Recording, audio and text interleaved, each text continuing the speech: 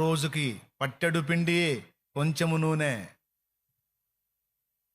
కానీ దైవజనుడికి పెట్టాలన్న ఆశ ఉంది, కానీ నా దగ్గర లేదే. అమ్మా నీళ్ళు అవుతున్నాయి, దప్పిక అవుతుంది అంటే, తెస్తానయ్యా దైవజనుడు నీళ్లు తెస్తానని వెళ్ళింది పాపం. ఆ చేత్తోనే ఒక చిన్న అప్పం చేసుకుని రమ్మ, ఆకలిగా ఉంది అన్నాడు. దైవజనుడా, నీకు ఆహారం పెట్టాలని నాకుండదా? తొట్టిలో పట్టెడు పిండి, బుడ్డిలో కొంచెం నూనె. నేను నా కుమారుడు చావక మునుపు వాటిని వండుకుందామని పుల్లల కోసం వచ్చాను. నీళ్ళైతే అందుబాటులో ఉన్నాయి, కానీ ఆహారం నాకు నా బిడ్డకే సరిపోయిన ఆహారం. అందులోనే ఒక చిన్న అప్పం చేసుకుంటా. మనసులో సిద్ధపడిపోయింది, సరి చేసేదేమో. కానీ దేవుణ్ణి, దైవజనుల్ని ప్రేమించే ఆ తల్లికి దేవుడు ఏమైనా తక్కువ చేశాడా? దేవుడి సేవకుల్ని ప్రేమించే ఆ తల్లికి దేవుడు తక్కువ చేయలే.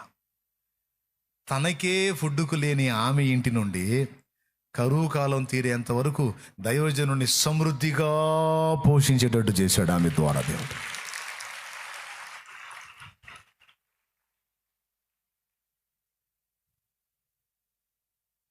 కాదంటారా?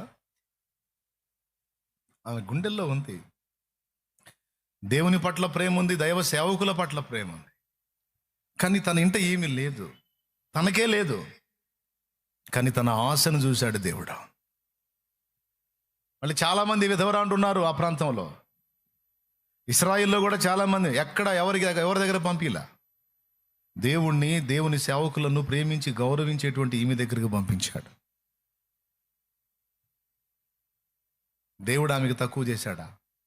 ఒక పూట చిన్న అప్పం చేసి పెట్టడానికి గతి లేని ఆమె చేత కరువు కాలం తీరేంత వరకు దైవజనుడికి రోజు రొట్టెలు పెట్టేటట్టు చేశాడు దేవుడా.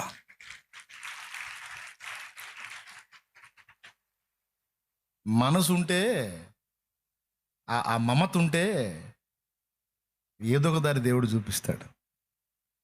గుండెల్లో ఉండాలి అది. దేవుని పట్ల, దైవ సేవకుల పట్ల ఖచ్చితంగా దయ చూపుతాడు దేవుడు. ఆయన అన్యాయస్తుడు కాదు. మీ దగ్గర ఏమైనా కలదా ఈ ప్రజలకు పెట్టడానికి? నాకు తెలిసి మిగిలిన ప్రజల్లో చాలామంది దగ్గర కొద్దో గొప్ప ఉండొచ్చు, కానీ ఎవరు ముందుకు రాలా. ఎవరు వచ్చారో తెలుసా? ఒక చిన్న బాబు వచ్చాడు. చిన్న బాబు, నా దగ్గర 5 రొట్టెలు 2 చేపలు ఉన్నాయి అన్నాడు. వెంటనే యేసుప్రభు ఏమన్నాడు? 5 రొట్టెలు 2 చేపల? ఆడంటే పిల్లోడు తెచ్చాడు అనుకో ఆంధ్రేయ, నీకాడు మైండ్ పని చేయట్లే. 5 రొట్టెలు 2 చేపలు, ఇక్కడే 5,000 మంది పురుషులే 5,000 మంది ఉన్నారే, స్త్రీలు ఇంకా మించి ఉన్నారే, పిల్లలు ఉన్నారే, మొత్తం 10-12 మంది కనపడుతుంటే 5 రొట్టెలు 2 చేపల?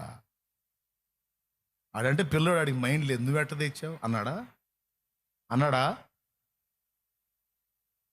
మీ దగ్గర ఏమైనా కలదా అని అడిగితే, ఇదిగో నా దగ్గర ఇది ఉంది అని విశ్వాసంతో వచ్చిన వాడు బాలుడు అండ్ చిన్న ఆహార వస్తువులు తెచ్చాడు, కొద్దివి చాలు. మీ దగ్గర ఉందా అంటే, ఇదిగో ఉందని తీసుకొచ్చావు చూడు, చాలు దా అని దాన్ని ఆశీర్వదించి విరిచి, ఇక ఆయన గంపలకి ఇచ్చి పంపిస్తూ ఉంటే అందరినీ పంక్తులు పడ కూర్చోబెట్టడాన్ని వరుసగా కూర్చోబెట్టి, యేసయ్య ఏది చేసిన ఒక క్రమం ఉంటుంది.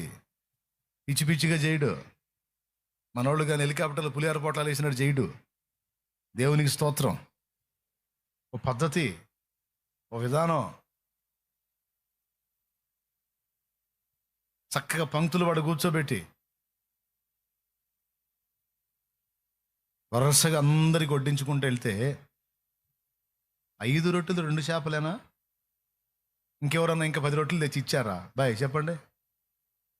ఉత్పత్తి అయినదంతా అందులోంచే ఉత్పత్తి అయిందా? ఇంకెక్కడి నుంచి అన్నా ఇంకో కొంతమంది 4 బస్తాల రొట్టెలు ఏమన్నా తెచ్చారా? పెద్దగా చెప్పండి. అంటే ఇప్పుడు ఇన్ని వేల మందికి కడుపులు నింపింది 5 రొట్టెలు 2 చేపలే, అందులోంచి ఉత్పత్తి అయినాయే. నీ దగ్గర ఉన్నది 5 రొట్టెలు 2 చేపలు అంతే అయి ఉండొచ్చు. అదే ఎంతమంది ఆత్మీయ ఆకలైనా భౌతిక ఆకలైనా తీర్చడానికి సరిపోయేటట్టు నా దేవుడు చెయ్యగలడో. చేయగలడు. అయితే నీ భారం, ఆ పిల్లాడి గుండెల్లో భారం ఏంటో తెలుసా? ఆడి కడుపు నింపుకుందాం అన్న భారం కాదు. ఆడి ఆహారాన్ని కూడా యేసయ్యకి ఇచ్చేది 10 మందికి అందేటట్టు చేయాలనే భారం వాడిది. అందుకే వాడు ముందుకు వచ్చాడు.